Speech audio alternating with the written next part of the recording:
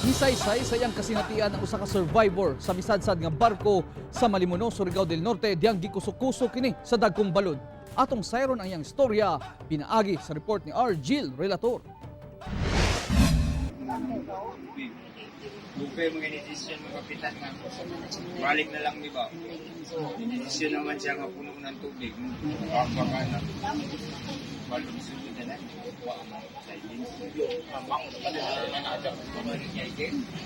Sulod na siya, sulod na tubig.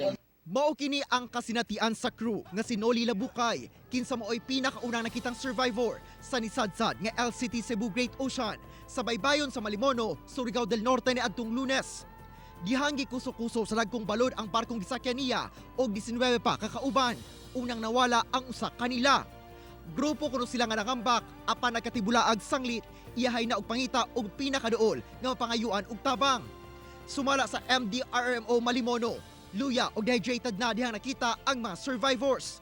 Webes sa buntag, nag-resume ang search and rescue operation sa laing siyampa ka mga nawala. Lakip na ang kapitan sa barko nga si Mario Palacio. Sa ngayon, sir, meron tayong 3 floating assets na nakadeploy, and then continue pa rin po yung foot patrol natin sa mga shorelines po dito sa Surigao po. Nagmungtar na sab ang mga otoridad og spill boom, agig preventive measure sa posibleng oil spill sa kadagatan. Gisaad na matod pa sa taiya sa barko nga magpadala og tugboat aron kini ma-pull out. Ako si R. Jill Relator para sa One Mindanao.